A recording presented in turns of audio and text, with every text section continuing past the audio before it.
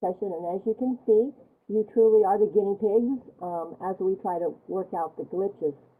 So for everybody that's on, thank you, and we will make sure we catch up with the few that couldn't get on tonight. We want to get out of here by 6:30, and we have a lot of information and activities to go through as we begin to think of ourselves as data-driven decision makers. So I'm welcoming you, which is I hope you all have your agenda in front of you. And I want to go over what we'll be talking about and just review our norms. So before we go any farther, we have those norms that are really important to us. We're going to add one additional norm.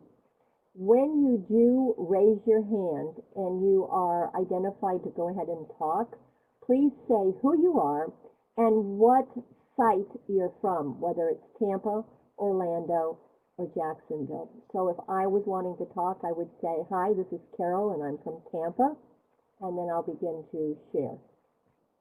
The other thing is, as we ask people to raise their hands, and there may be multiple hands that are going to go up, and you all know how to do that up there in the icon with the little hands up. So if you raise your hand and we get multiple hands up, you can also, if you don't want to raise your hand, you can go down to the chat box, and you can be writing your thoughts or your ideas in that chat box at the same time. So just, if you're uncomfortable talking out loud, just go ahead and use the chat box. We'll be trying to capture what you're saying there as well. So tonight, we're going to do some fun opening moves. We're going to look and just quickly review your homework. I know everyone read those wonderful tipping point articles and punchline articles.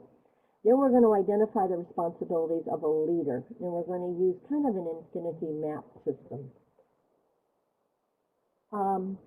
We're going to look at some research from Robert Marzano, who is probably one of the leading educational researchers in the nation, and I know many of you recognize his name, either through the books he's written, Classrooms That Work, Leadership That Works, Schools That Work.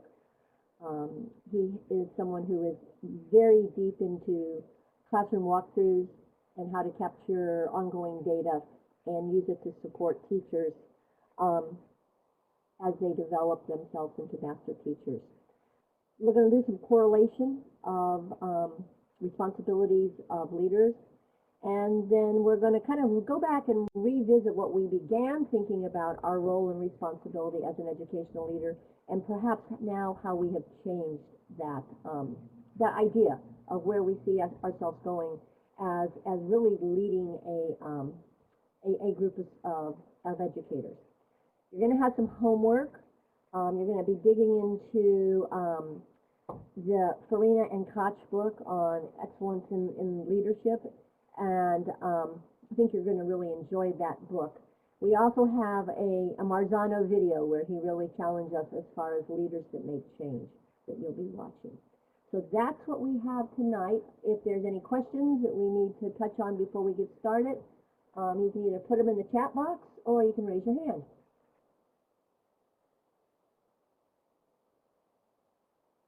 That's very good. We're going to go on, and Scott, do you want to do the first opening move? All right, can you hear me okay?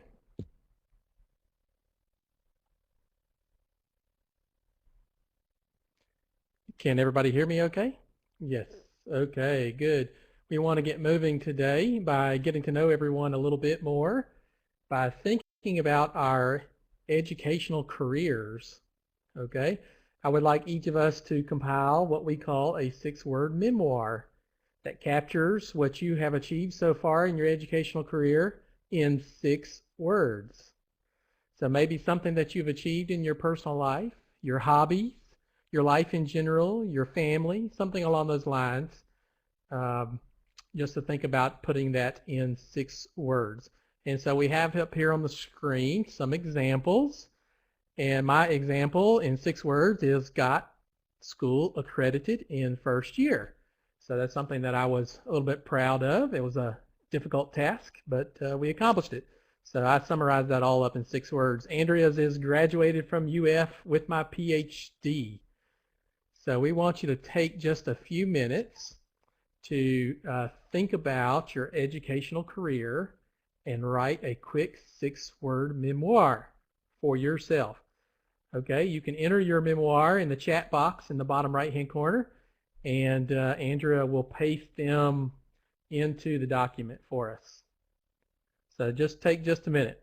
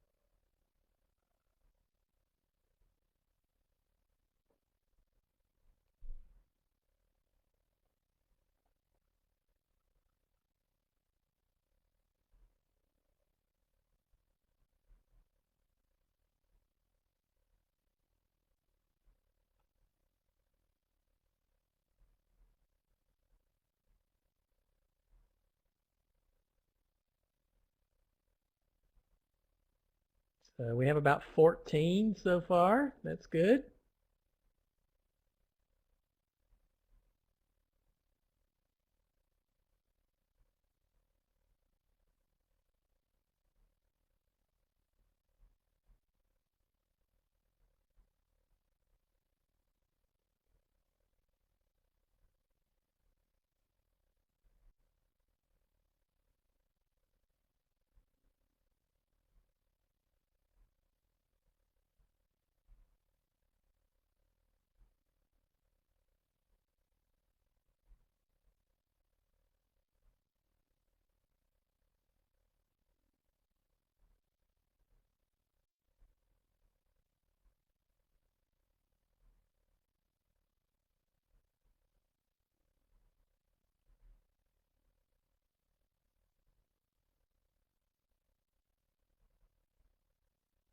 All right, up to 20.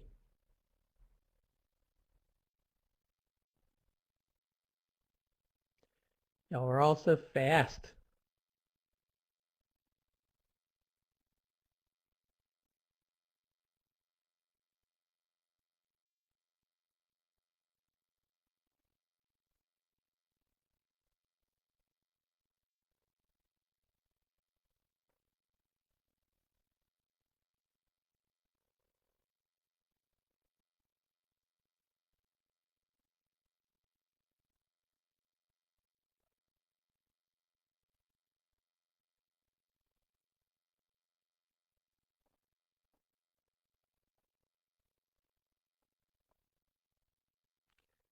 $24.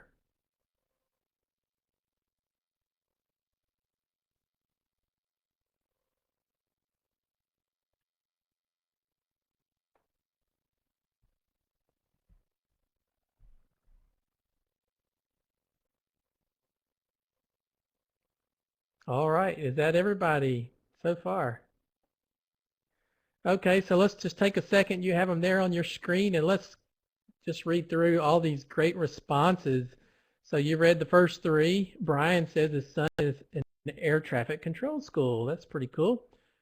Chris helped keep my school from closing. That's always important. Karen helped start County First Christian School. Awesome. Susan, the first year principal, finding my way. It may take a couple of years, Susan, but you'll get there. Don't worry. Joseph, helping to change students' lives daily. Awesome.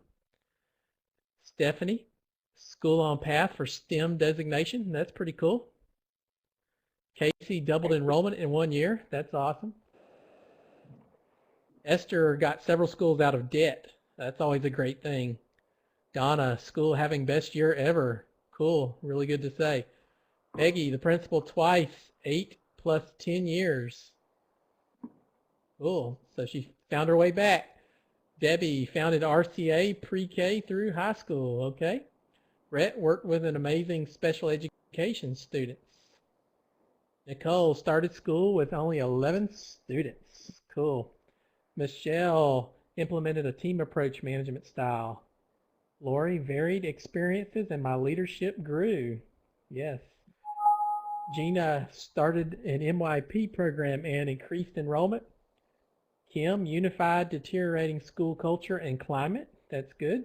Kathy attained MED at Liberty University. Cool. Good accomplishment. Stacy opened 2 thriving Christian schools and still smiling. That's awesome. Rob is building a new school program in 2 years. Quite an undertaking. Marie, founding BT principal 16 years strong. Awesome. Melanie enjoyed multi-grade setting for 4 years. Okay. Keeping life interesting. So all various responses, we're all at different points in our life, and that's pretty cool that we can all come together and can undertake something such as the Master Leadership Academy. So this time I'm going to mute and see if Carol can come back for activity 1. I'm here. Good job, guys. We're going to move through this. It's kind of weird to be a teacher and to be talking and you don't hear anybody talking back and you don't see any eyes looking at you or heads nodding. So this is very difficult. So if any time anybody wants to go up to their little icon there and give us applause or smiles, that would be really nice, okay? We're going to look at our homework that we did and what you were working on. You were giving us some feedback on how to use data to work on those 6 domains of leadership. And we asked you to give us some examples of what data you use in order to make your decisions. And then we asked you to respond to different people and maybe do some kind of increase your thinking. You'll notice on the very side, we've been able to go down and read a lot of your comments. And if you see something highlighted in yellow, that means there's a comment from either Andrea, Scott, or myself out to the side. So what I'd like you to do right now would be to go ahead and minimize your Adobe Connect screen. And then you're going to go to your Gmail, and then you're going to go to your Google account, and you're going to open up that actual document that you looked at, you worked on, and you're going to spend some time. I'm going to give you a few minutes to go back and review it. And then what we're going to do is we're going to ask you to either come back. I'm going to give you 5 minutes. We're going to come back in 5 minutes, and I'm going to ask you what commonalities do you see among all the data elements. So you're looking for commonalities. Where did common phrases appear? Are we using, let's say, surveys way too much? Are we maybe using some buzzwords? What do you see that may be common or maybe that we've missed? Maybe there's some things that we just flat out didn't get, we didn't have the right data for. And so as you go through and you look at what people have written, because I know it's been several weeks maybe that you all have looked at this, we're going to come back and we're going to let you ask individual questions to people. So if someone has a question about what Lori wrote, you're going to be able to raise your hand and we'll let each other talk for a while. So what I'm going to do right now is I'm going to give 5 to 5. Well, it's actually 4 to 5. So at 1 minute after 5, we're going to come back and we're going to talk about some commonalities and then ask some questions. Is everybody okay with that? Shake your head yes. Go up to your little icon there and do an agree with the little check so I can see you're agreeing. Oh, I got good. Chris, I like you. Good, guys, you're agreeing. Way to go. Okay, have some time looking at what everybody has written, and all of you guys are getting this better than me. You're agreeing. Okay, be back at 1 minute after 5.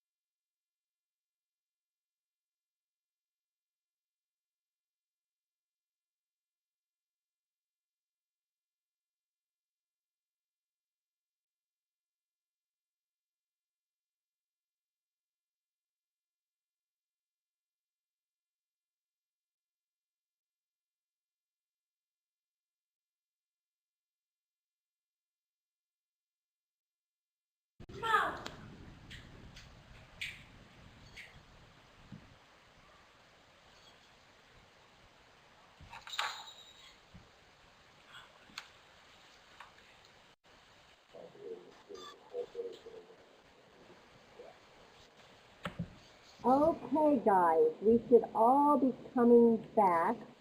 So for me to know if you are coming back, can everybody give me applause so I know you're back? Let's go to applause if you're back. I'm just logging in. This is Abby. Can you hear me? Abby, I can hear you. And what you're going to do as soon as you get yourself logged in is to go up there and mute your microphone so that you won't get some big feedback. Congratulations that you got in. We've been having trouble. Okay, let's go ahead and looking for people to raise their hands and to talk to me about what some commonalities that you saw as you went through all 6 domains and looked at the data that was being, that our schools and our leaders are using to guide them through either establishing their goals, through their instruction, through their safe and orderly environment, their operations, how they lead the learning in their school. So I'm looking for some hands to go up so I can call on you.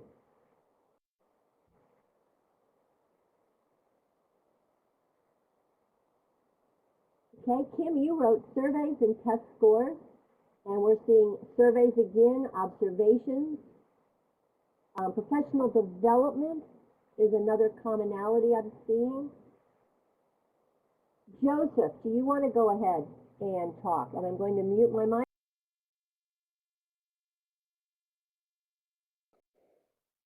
Hi, I'm Joseph from the Tampa cohort, and I just wanted to say it seemed like there was a lot of standardized testing, reviews, and budgets, and especially financial constraints that played a role.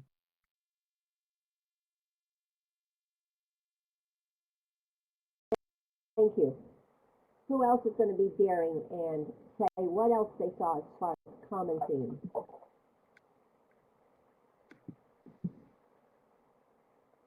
Steve.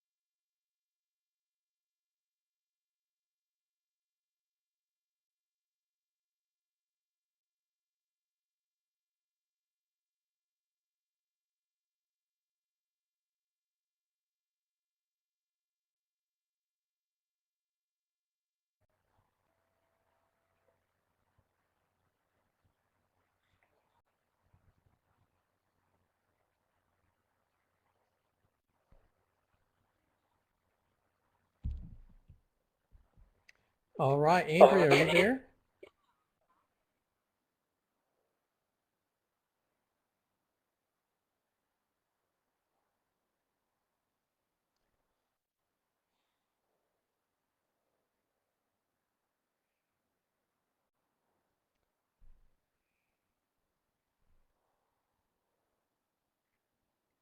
Okay, this is Scott in Orlando. I'm thinking we lost Carol. And let me see if we lost Andrea.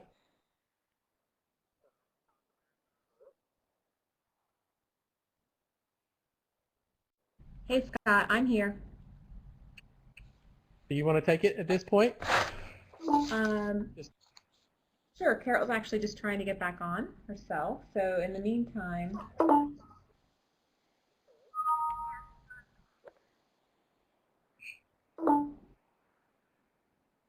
yeah, yep.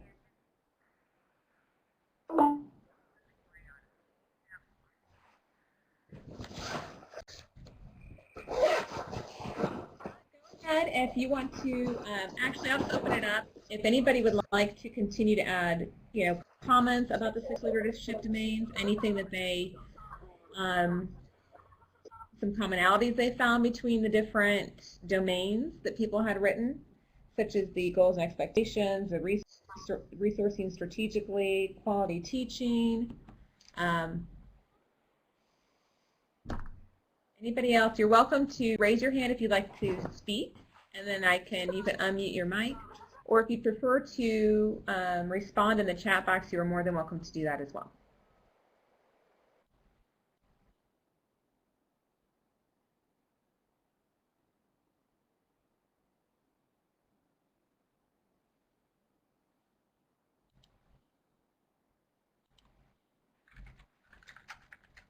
Anybody else?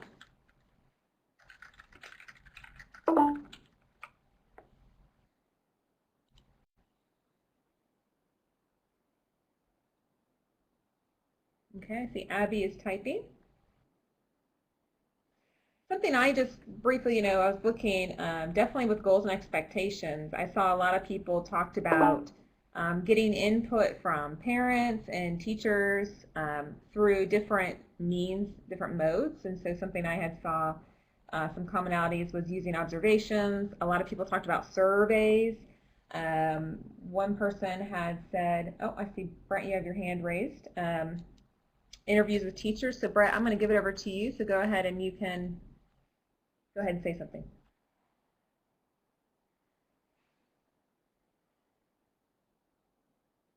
Sorry, Brett, we can't hear you.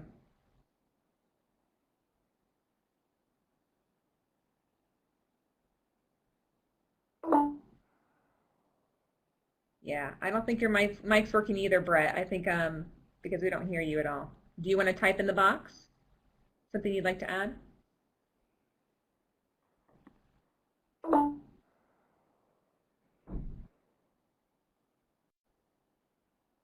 Okay, great. And while he's typing his response, anybody else have anything they would like to say in regards to the 6 leadership domains?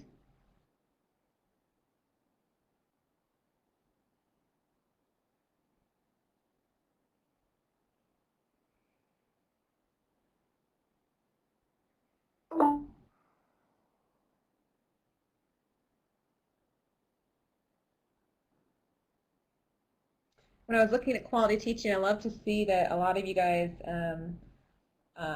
talked about how you have opportunities for your teachers to participate in a variety of professional development initiatives, as well as you also spend time in their classrooms. Whether it's a formal observation or just simply like a walkthrough, that you're definitely a presence in that room, which is extremely important.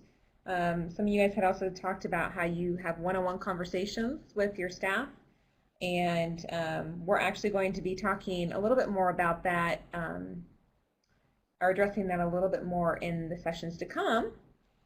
And I see also somebody had written something about peer observations, which I think is great, and monitoring lesson plans.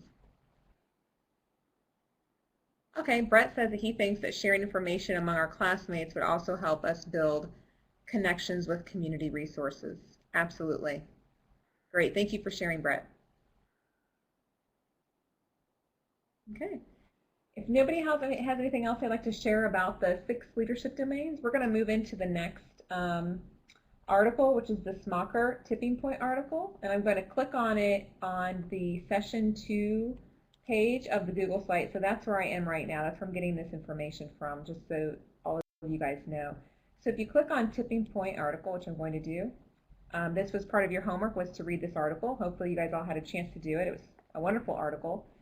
What we'd like for you to do now is, if you read it just a little while ago, great, it's fresh in your mind. If it's been a while since you've read it, we want to give you time to kind of go back and refresh your memory from what you had read. So these are 2 questions we want you to think about, and we're going to give you some time after I ask you these questions to then go back on the Tipping Point article, as well as the Punchline article. And you can access that by going into your Google site, going to session 1, because it was in session 1. And when you scroll down, you'll see the Punchline is right here, and you can click on that, and it is there. We also have these documents. We printed them for you, and they should be in your MLA folder. So your preference, you can either read them by going to the Google site if you don't have them printed in front of you, or you're welcome to just read the hard copy that we had given you. So these are your questions we want you to think about. Your first question: How does Smoker portray, or sorry, Smoker, that's his name, I apologize. How does Smoker portray the state of school improvement plans, and what does he believe would be a better alternative? So I'm going to read that one more time. How does Smoker portray the state of school improvement plans? So what does he say about school improvement plans? And what does he believe would be a better alternative? What would be a better solution to how school improvement plans have been and are to this day? And the next bullet, or next question I want you to think about, how does what you read about teacher collaboration in the Punchline article compare to what Smoker says about professional learning communities? So what are the similarities between the Punchline article, which is only a one-pager, and the Smoker article, which is several more pages? How are they similar? What does that say about professional learning communities? That's the second question. So go ahead and take the next 3 minutes. We'll come back at 5:18. It's 5:15 right now, according to my time on my computer. Come back in 3 minutes and we will discuss those questions. So take this time to do that. But keep your Adobe Connect window open.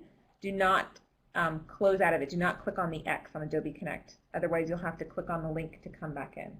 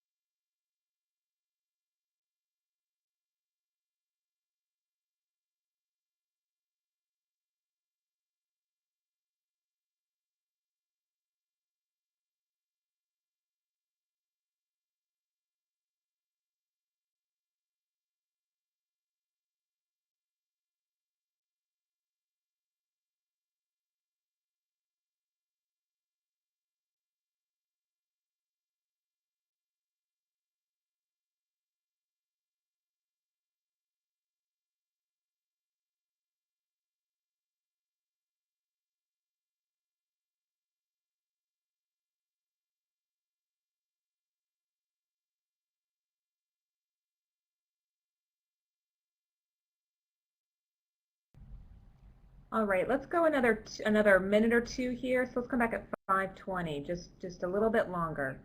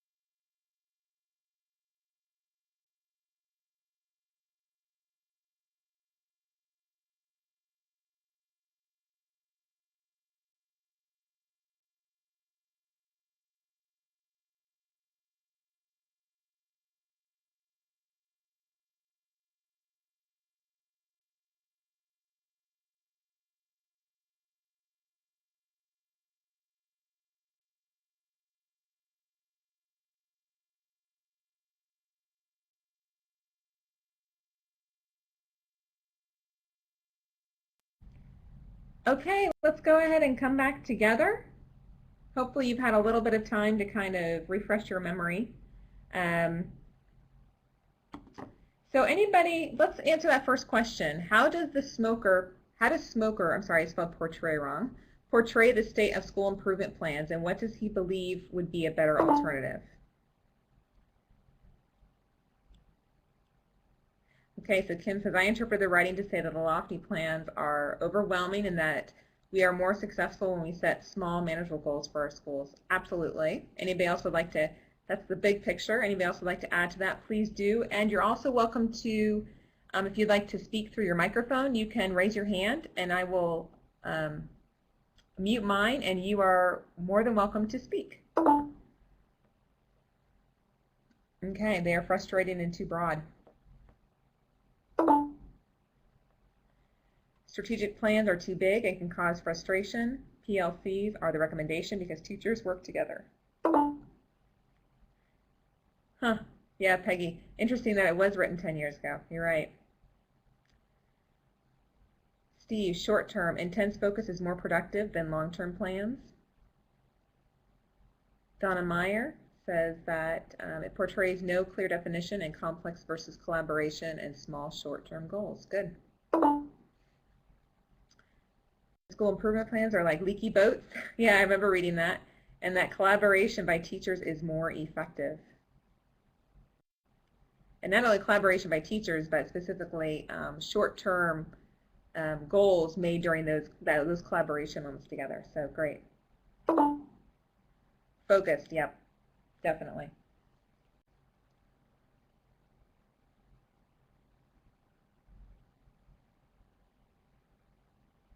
I see there's still people typing, so I'm just going to wait till they appear in the chat box.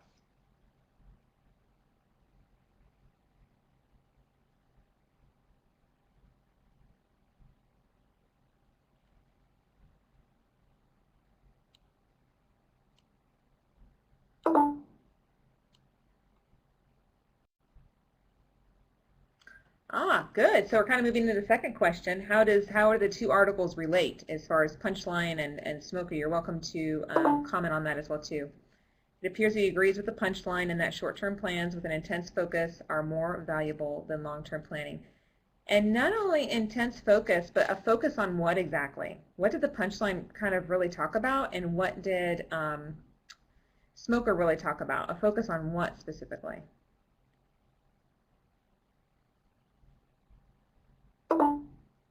Exactly, Karen. Yep, student learning gains. Because sometimes we get so focused on these large visionary goals that we really lose the whole intent of raising this, you're right, raising student achievement.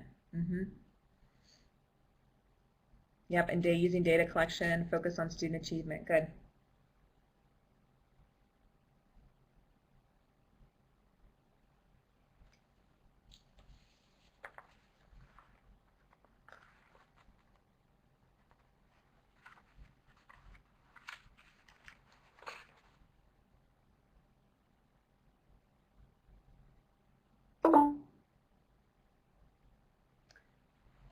Okay, good. Focus on teacher collaboration and specific student learning. Good. Yeah, and I think we all sometimes succumb to the fact that, you know, we put these comprehensive plans together and everything is amazing. I mean, the things we put on the plans are so amazing, and of course they're all things that we want to do, but realistically, are those goals attainable? Can we actually reach those goals? And so that's something that, you know, we're talking about in SMOKR. Short-term wins and demonstrate higher achievement for teaching. Good. Thanks, Nicole. And Peggy, I like the quote, the teachers should see themselves as active members of research teams, as scientists who continues their intellectual and investigative effectiveness. Love this. No canned programs. Great. Thanks for sharing that, Peggy. And then Donna says, the punchline discussed data-based analysis in SMOKR, discussed teachers teaching teachers, continuation of the learning process from the top to the bottom. Good. And Esther, Abby hit the nail on the head. Good. Brett, I agree with Peggy.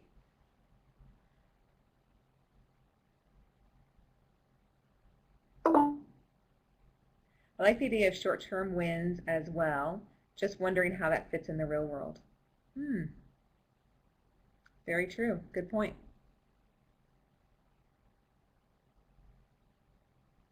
Regina says, collaboration is key to student success and performance, then overload plans that are cumbersome and unproductive. Good. And Michelle, I think this approach will give teachers an opportunity to be more creative in teaching strategies.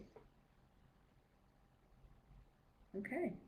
Wonderful. If you have anything else you'd like to add to this discussion, you're welcome to type it in the box. I'm going to kind of, while you guys are finishing your typing, those that are typing, I see Nicole that you are typing something, please finish. And then I'm going to move on to the next activity that we have planned for this evening with our agenda.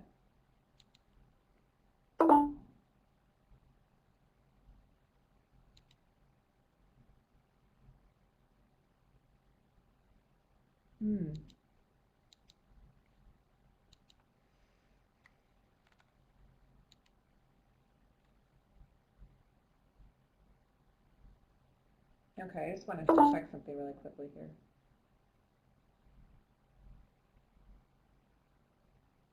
I'm going to undo this. Just a quick notice to all of you too. Because you can all edit this document, you can also, that means you also can all delete it. And I've just noticed that the 6 leadership domains document with everybody's input from homework has all been deleted. So it looks like it was last edited by Robert at 14 minutes ago. So Robert, could you maybe undo, because I don't think I can undo what you, if you potentially erased this, I don't know. But if you can maybe try to play around with that, that content is now gone from this document. Okay. All right, so let's move into activity 2. Now we're looking at identifying the responsibilities of a leader. I see Nicole says it fits in the real world by creating recognition, and she also says and personal achievement. Great, thanks Nicole. All right, so activity 2, this next thing is identifying the responsibilities of a leader. And what we're going to do is we have created a Google Doc with the following question. What do you believe to be the most important leadership responsibility? So you as a leader obviously have a lot on your plate. We all know that. So of all the things you have to do and be responsible for, what would you say would be the most important thing that you need to do as a leader? So please go ahead and write it in the chat box, and I'm going to copy and paste those into the Google Doc, and we'll give you time to do that. So, and I see that actually somebody had typed this earlier, so I moved this down here. So I will move this up. If this is yours, just let me know, and I'll put your name next to it.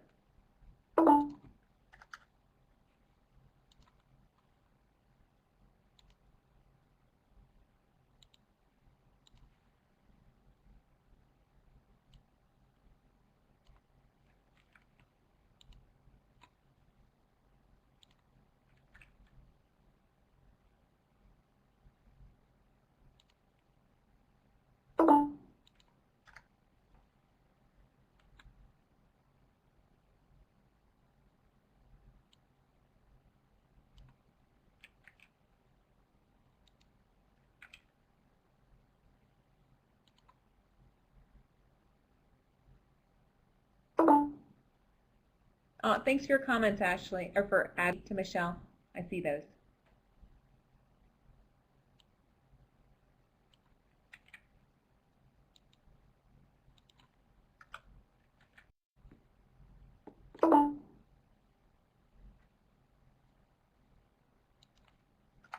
Brett, if you just want to type yours in the Google Doc, because I see you're in, you're welcome to, and same with Joseph. Joseph, if this is yours up here, you're welcome to put your name next to it, if that's your paragraph.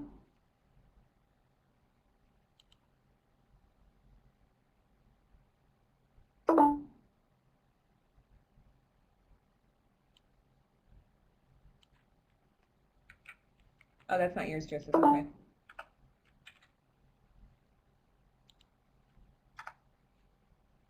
Thanks, Brett.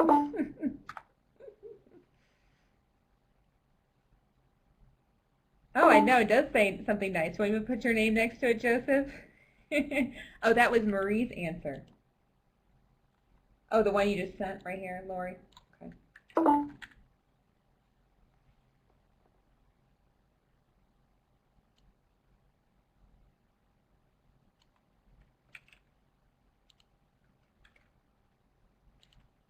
Joseph, if nobody else claims that first paragraph, you can claim it if you want to.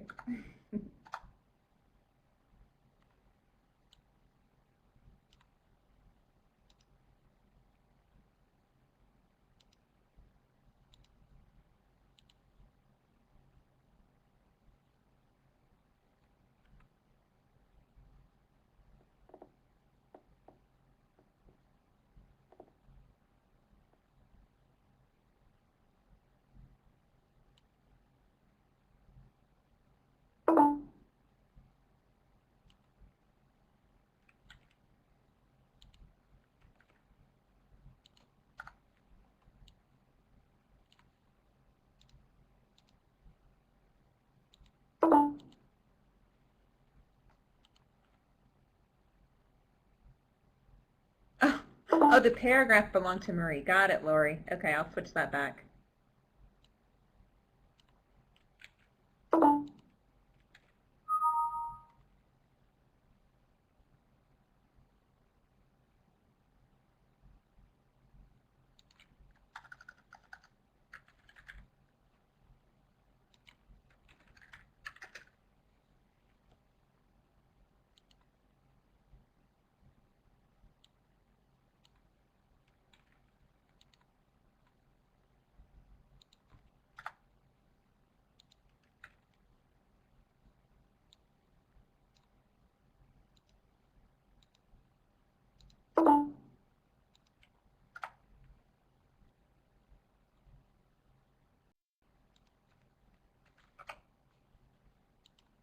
Sorry, I know the font's getting smaller. I'm trying to make it so you can see the whole thing. Okay.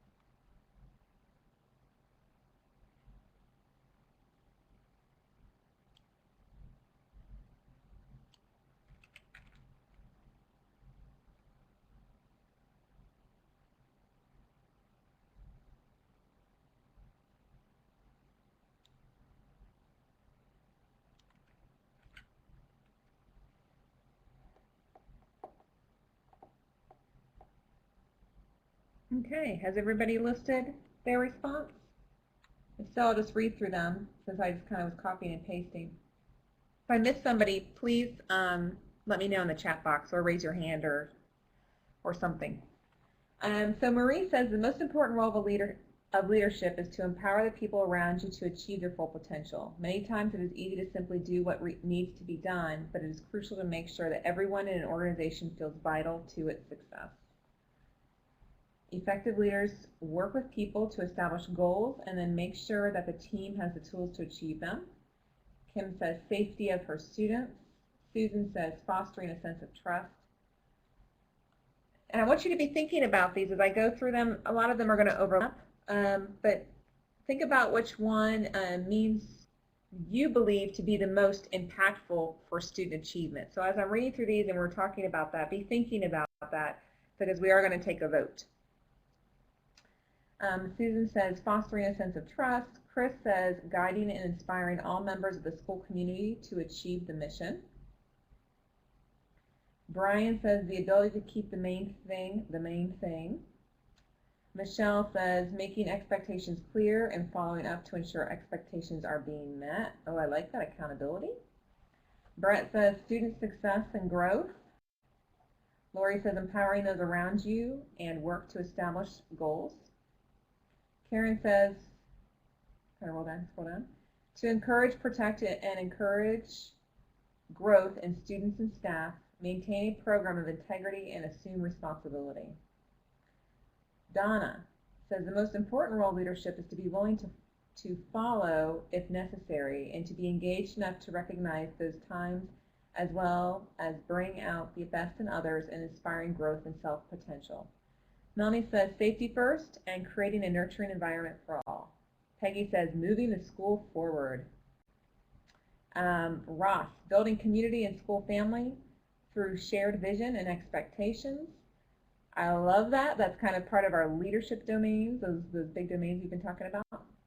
Steve says, being the cheerleader for my staff and keeping the student culture aligned with the mission and vision of the school.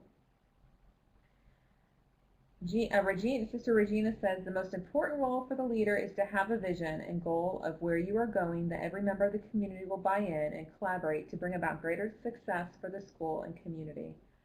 Great. Joseph, the most important leadership responsibility is to educate and encourage achievement both among staff and students. And Nicole says the most important leadership responsibility is achieving higher standards for students, also mastering last year's goals for new year goal accomplishments. Kathy, empowering all stakeholders to be a part of the decision-making process and inspiring others to work together toward the same goals. And then Abby says, being a great resource for your staff and providing the necessary PD to carry the assignments out. Did I miss anybody's input? Okay. Oh, Esther's writing. Esther, you're right. I don't think I got yours. Let me go back, Esther, in my chat window and see. Okay. Ah, sorry, Esther, here you are. All right, so Esther says, let me put hers over here too. Empower teachers and help each child write a success story every day. Great, thank you, Esther.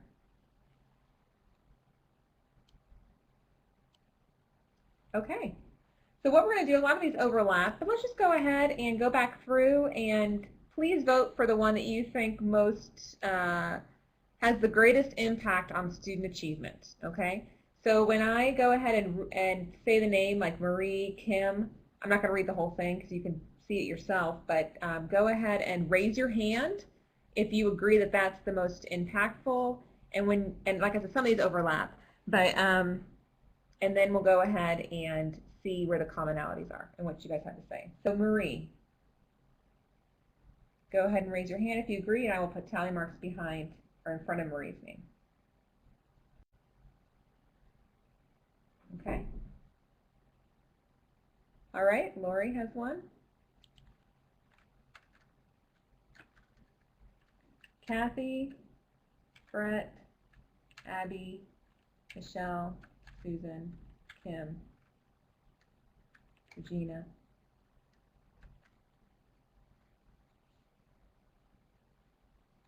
Okay. 7, make sure I have 7. 1, 2, 3,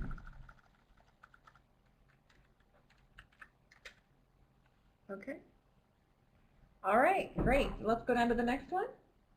Kim says safety. Now remember, all these are obviously very important, but we want to think about which ones do you think have the greatest impact on student achievement. So I want to make that statement that these are all very important. Safety. Okay, looks like we have 4 people talking about safety. All right, fostering a sense of trust.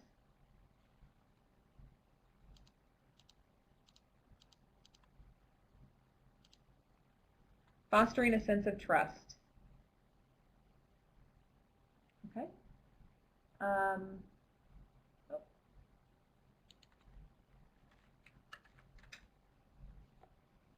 All right. Oh, one went away. Sorry. Chris is guiding it. Chris is? Okay. 1.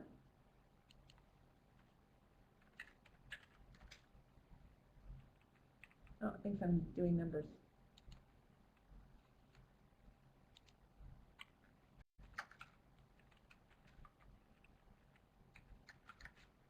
All right. How about Brian?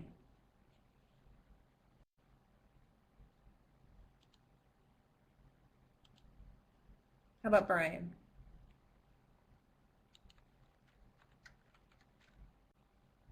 Michelle?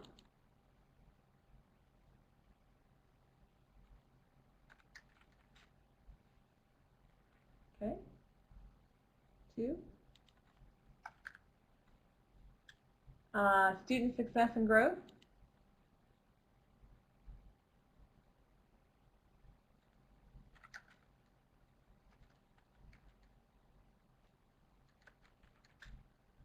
All right, and Lori?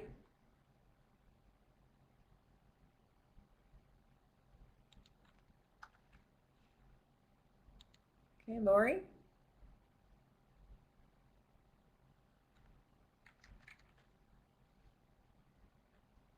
Karen? And then you can go ahead and clear out your hand once I say the name, so I don't count you towards somebody else's name. So Karen?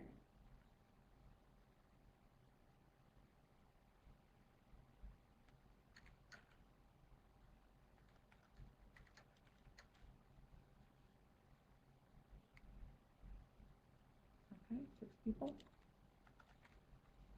All right, Donna? Let me just a little bigger for you here. All right, Donna? All right. Melanie?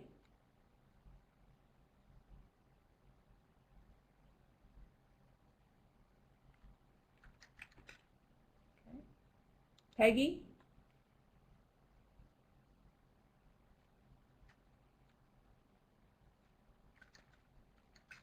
Okay, Ross?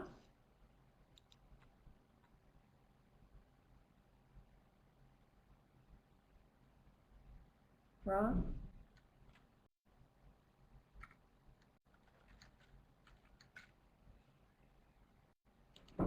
Steve?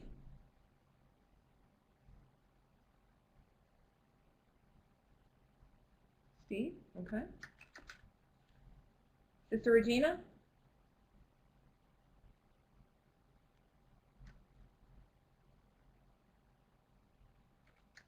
Okay. Joseph? Joseph?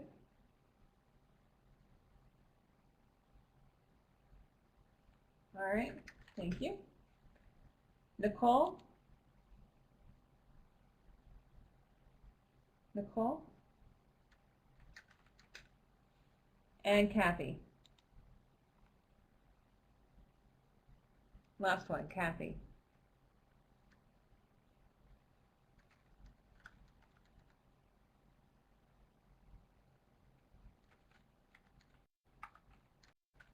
All right, so thank you for your voting. It looks like our top choices, which are probably going to overlap a little bit, are empowering all stakeholders to be a part of the decision-making process and inspiring others to work together toward the same goal. Oh, I'm sorry, I forgot some down here. I apologize. Abby, we forgot to vote. 2 more votes. Sorry about that. Abby? Okay. And then Esther. Last one, Esther.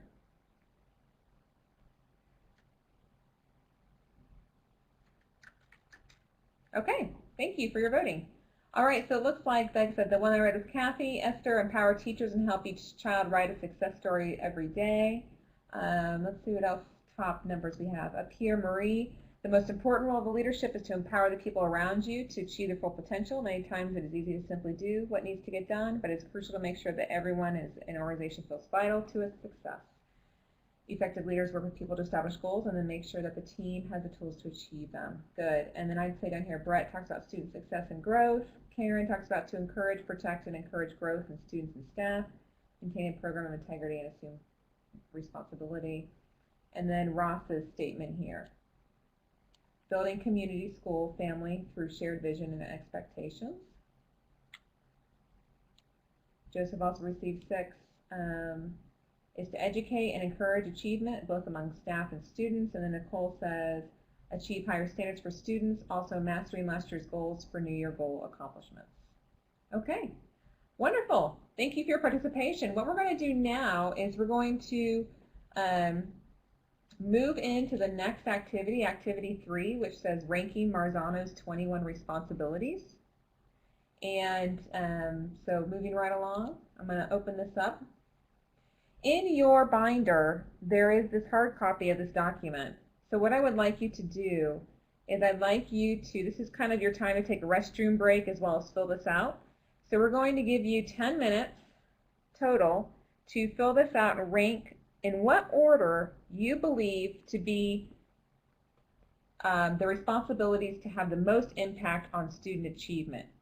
And these are responsibilities that are identified in Marzano's work, which is what Carol talked about when she opened up today. And I apologize, she's not here right now. She got kicked off and can't seem to get back on. So we're just going to forge ahead. So I apologize about that. So here are the list of responsibilities, which is the hard copy you have in your notebook. You can read through the responsibilities to your left. Here's the description to the right. And then the top, and this first column says my rank. I want you to rank in order using the number 1 through 21. 1 being the most important, the item, the responsibility that would impact student achievement the most to be number 1.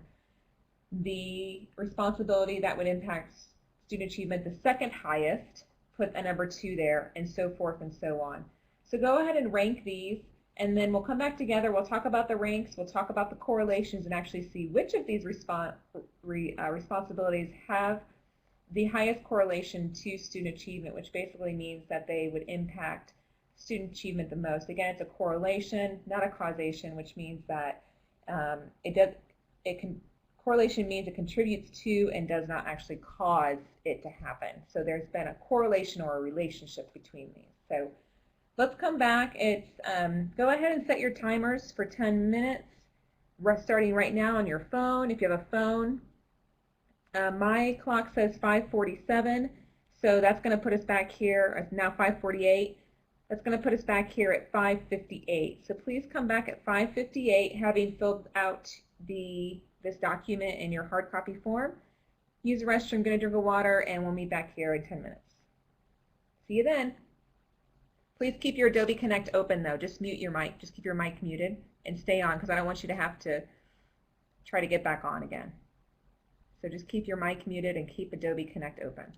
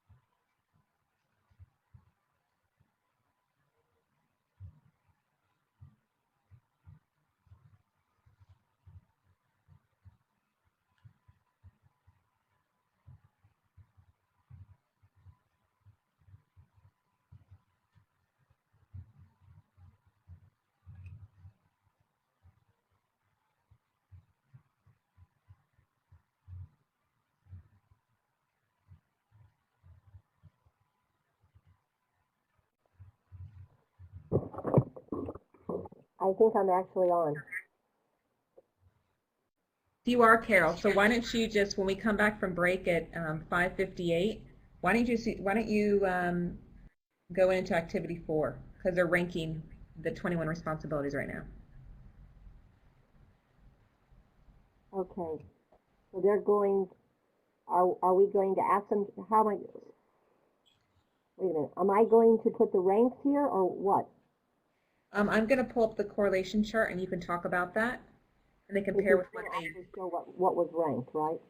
yeah, the correlation column was left blank, and so we'll pull that up at the end of the break and they can see that, and then you can talk about that. Okay.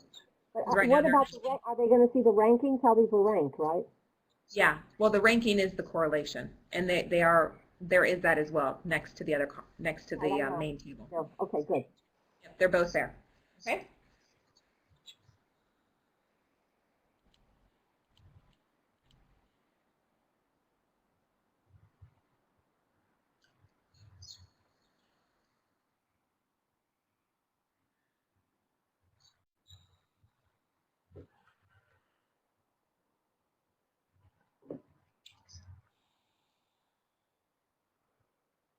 Okay, how are we going to know when they're on? Are they going to come back and do something?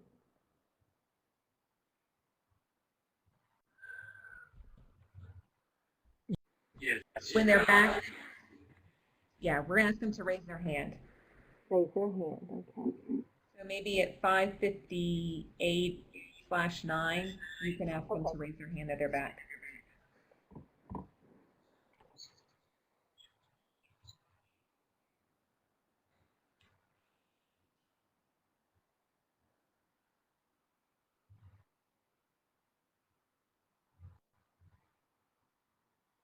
And their block party documents, that's a hard copy that they did.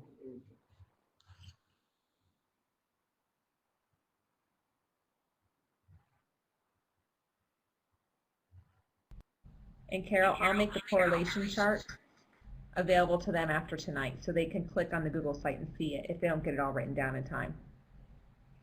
They can even print it, okay? Okay.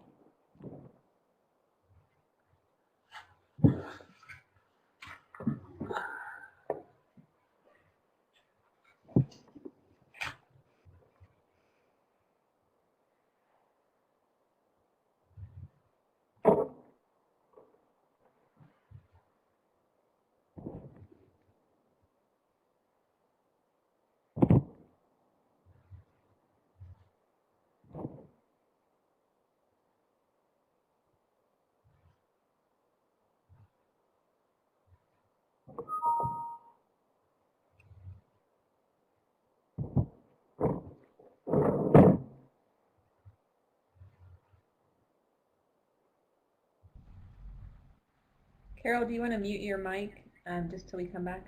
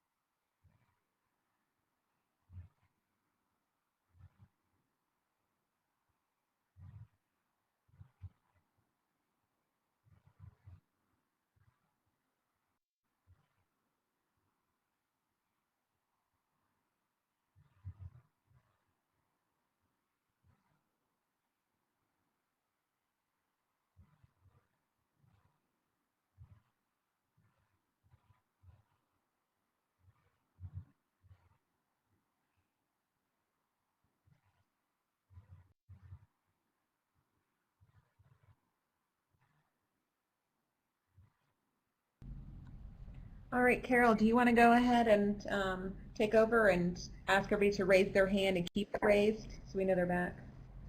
Okay, I am back on, guys, so I can say that I have suffered your same angst here as we piloted this, trying to get back on. As you're coming back, raise your hand so I know you're here. There's a few more that come back on.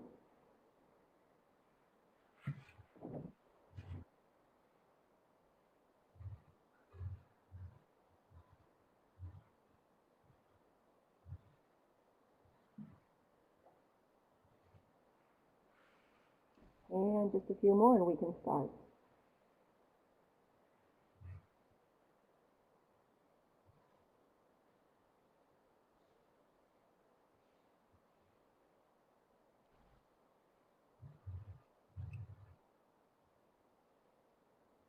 So waiting for Esther, and I know Steve is here. He already raised his hand, so just Karen. I think we can probably go ahead and start because I know Steve raised his hand. Okay, so we've asked you to all rank from the highest to the lowest. No, did we go from 1 to 21? Yes, from the most to the highest to the lowest. As far as what do you think is the most significant responsibility that a principal needs to bring to his school? And so you have your rating there. We want to go ahead and show you what Marzano, with his research, has been able to unearth. And let's see if it's anything close to what you may have ranked as far as high to low.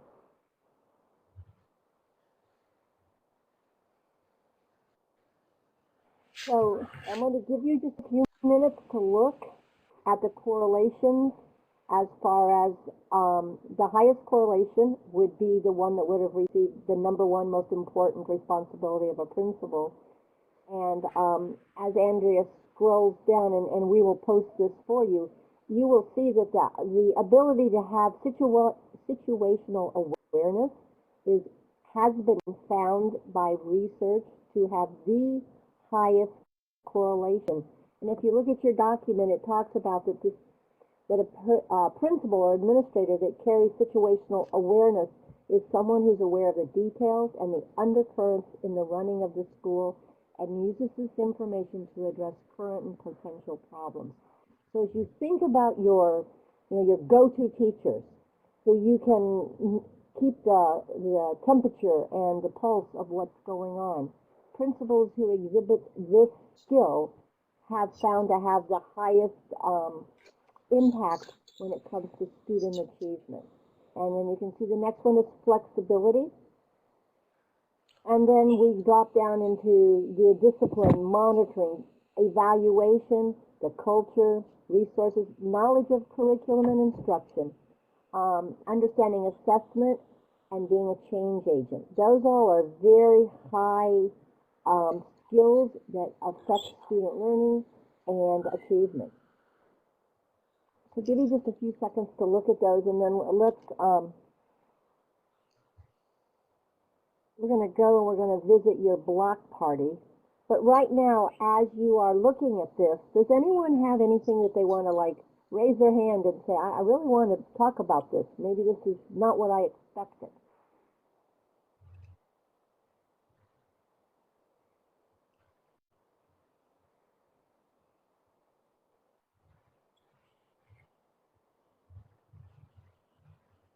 Now, a lot of you have your hands up. I don't know if that means you want to talk or that means you just haven't cleared it. So I can't. And Carol, can you see in the chat box? They're responding in the chat box. So Brian says it was hard to rank them. He changed his list multiple times, and Joseph said he found it initially hard to get started. And I see others are typing. So they're responding there.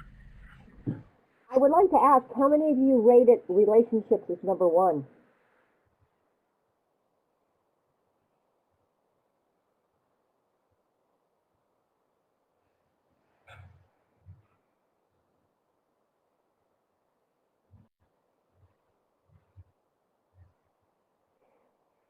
it's really important to think about that dimension of relationships. Relationships are critical in building the culture of a school and establishing the way of work in a school. But when we talk about student achievement, relationships doesn't get that high rank. It's not about, that doesn't carry that highest rank. It's being able to have those other qualities, understanding curriculum, instruction, and assessment. Being able to monitor and evaluate what's going on, and then having that situational awareness. So I think it's something that we need to think about as you begin or work in your journey of being a principal, that although relationships are important, it doesn't carry the highest rank. And there's other skills that I know as a leader I knew it was important to work on.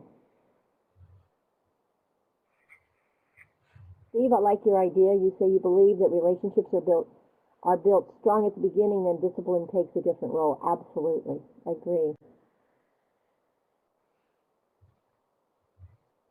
Peggy, good for you. Good for you. And again, the correlations they're not from point 28, 27, 25. That's so almost insignificant. But what's important, I think, is to see that relationships drop clear to a point 18. And if you think about Maslow, and he talks about his hierarchy of need, if we can't ensure that an environment is safe and orderly, learning does not occur. So if children are worried about not having clear processes and structures in place to address discipline, it will affect learning. So that's why the discipline piece is also up there very high.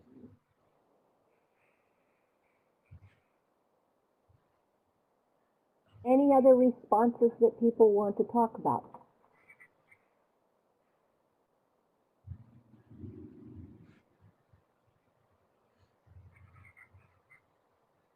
Ross, you want to talk about what you're writing? It's very intriguing. I'll give you the microphone if you want to talk.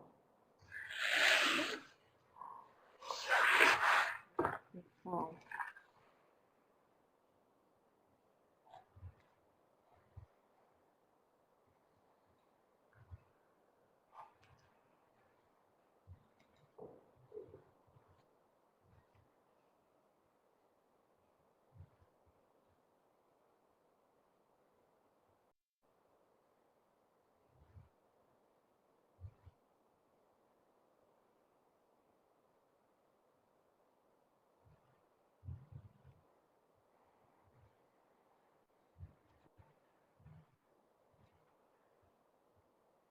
Okay, why don't we do this? I want you to go back to your block party document that we did on the first session. We played the music, and you addressed those 3 questions, and then you shared your thinking with other folks.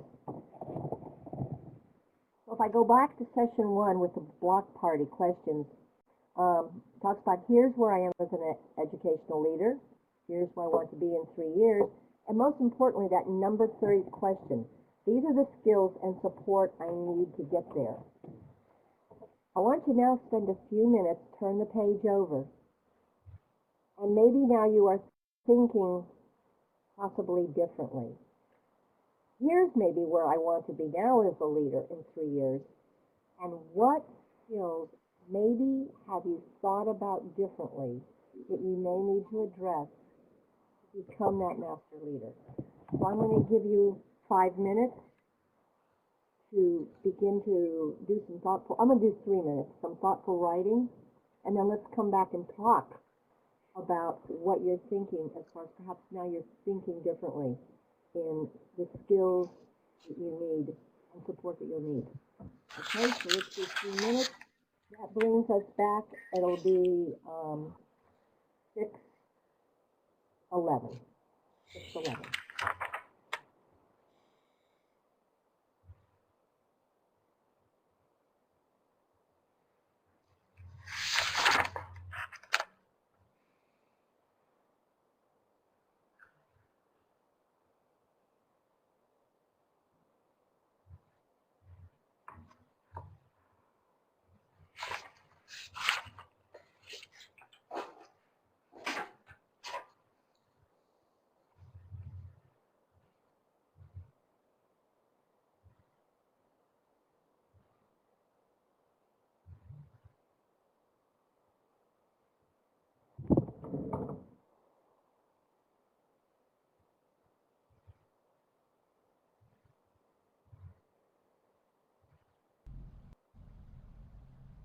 Dinah, can you hear me now?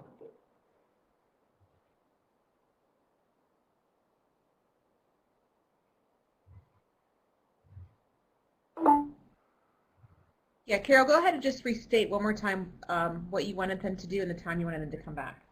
Okay, Donna, you're going to go to your session 1 where you did the block party protocol questions. And you talked about here's where you are as a leader, here's where you want to be, and the skills that you think that you need and support you will need to get there. We want you to turn to the back page now that you've studied some things from the tipping point and from the punchline. You have looked at the data elements that you might want to use in your 6 domains, and you've looked at Marzano's research on leadership responsibilities. We want you to rethink your questions, your answer to the questions, where do I want to be in 3 years as a leader? And then I also want you to think about, are there different skills and support that you think you may need, knowing what you now know in relationship to leadership responsibility?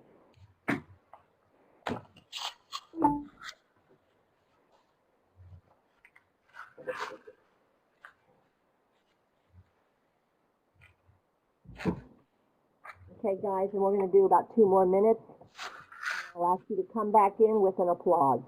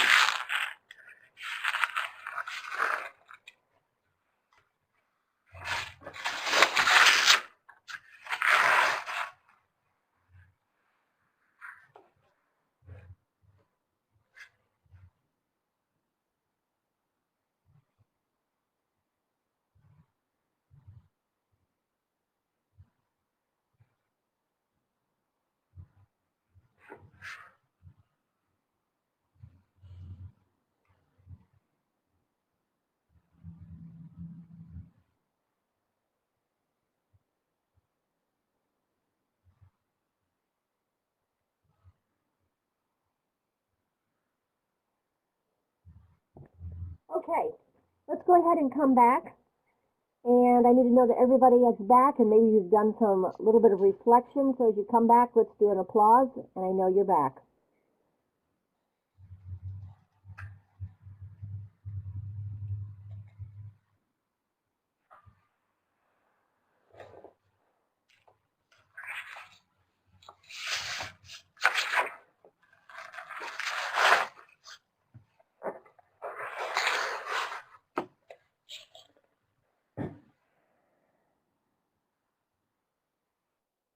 Okay, need to have applause so I know that everybody's back.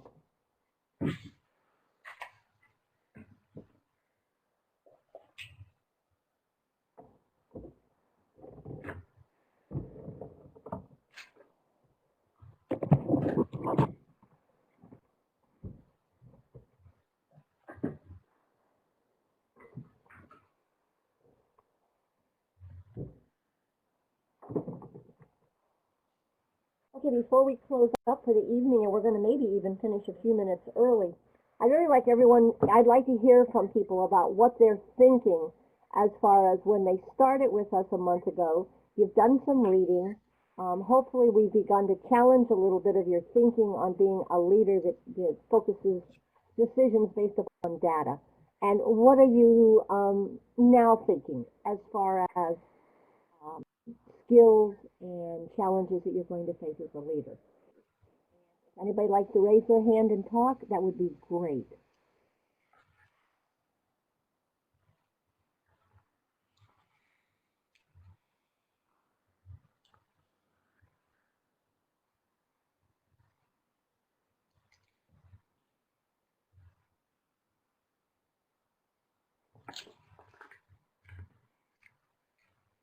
I know, Scott, I'm going to put you on the hot seat a little bit.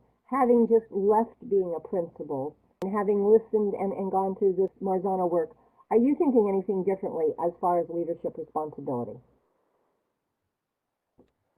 Yeah, that's a good question. As a former administrator, I think I spent a lot of time specifically looking at relationships and developing in-depth relationships with not only teachers but parents and students, and trying to monitor what everybody was thinking and doing and feeling. And after going through Marzano's 21 responsibilities, it was kind of flipped my thinking around in that if I was going back into a school setting, I would do things very differently than the way that I did them the last 18 years. So yeah, it was a great eye-opening experience for me to look at the research that Marzano presents and really determine that I had probably been putting focus in some of the wrong spots.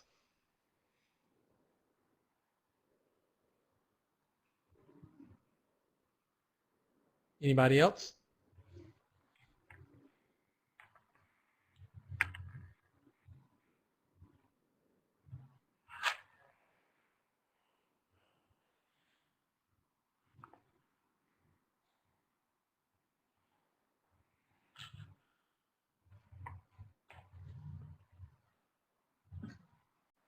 So the question was, what would I do differently? That's also a good question. Well, I'm going to help you with that a little bit, Scott. I know as an administrator for years, one of the things I would have done differently, and I did begin doing differently, was the concept of walkthroughs. And although walkthroughs are designed to look at the teaching practices within the classroom, and an administrator who is in the classrooms and in the hallways when the classes change, and in the cafeteria and out in the PE field, really does have their finger on the pulse and picks up on situational issues. So I know the whole concept of just being out and not getting ourselves so enmeshed in meetings and meetings and meetings.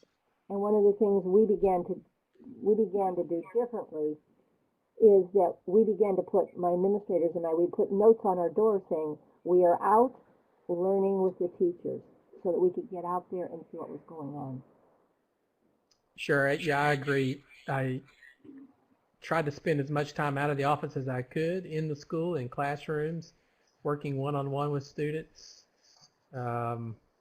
I think a lot of times I'm in schools and visiting with administrators, and they're just camped in an office with the door closed, and can't figure out what's going wrong with their school. They just don't have their pulse on what's going on. And I think once you get that pulse from your staff, from your students, from your parents, from the community, it makes it easier to make change and see lasting change. And it makes it easier for them to buy into what you're trying to do in your school, because they see you as a real person, not just some bureaucrat that's going to come around once every 4 months and do an official review. Okay. People are writing and they're saying they can't hear my voice, so I'm going to try to talk louder and hit the microphone right in my mouth. Donna says, where does visibility rank? I think visibility is probably very similar to situational awareness, because without being visible, you probably aren't going to have that ability to know what's going on situationally. I do know there's a ton of research that says just walking in a classroom, not really to make an instructional practice observation, but just being in the classroom affects student achievement. Well, first it affects teaching and then affects student achievement positively. So just the idea that your principals, your teachers expect you to be in their classroom changes their behavior.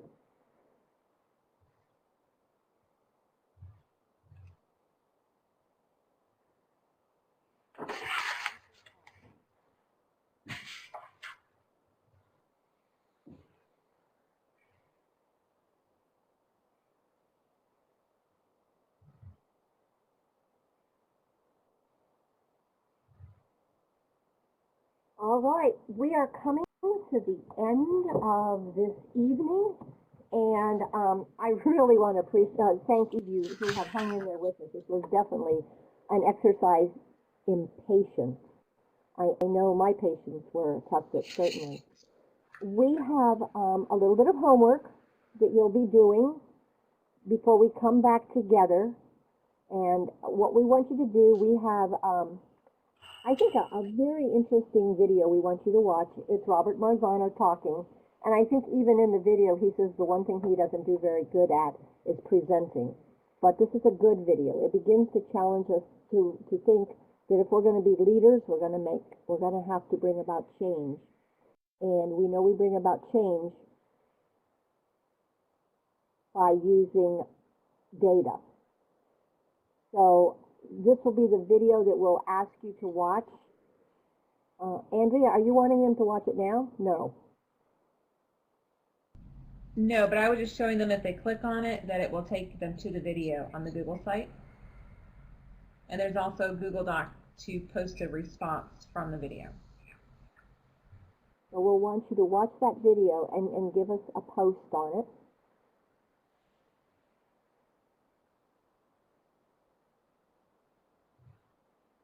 And then the other homework you're going to be doing is you're going to be digging into the Farina and Koch book, School Leaders Guide to Excellence.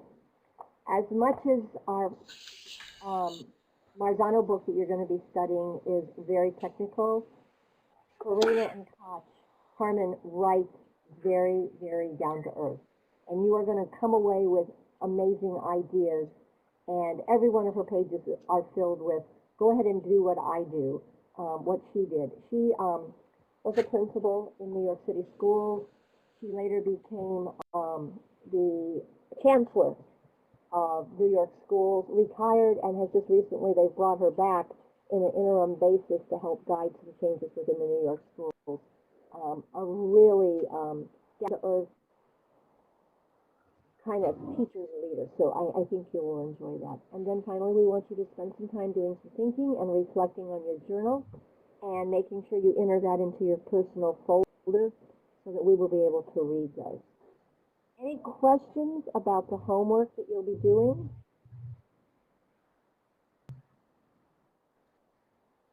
Okay, our third session is going to be a face-to-face session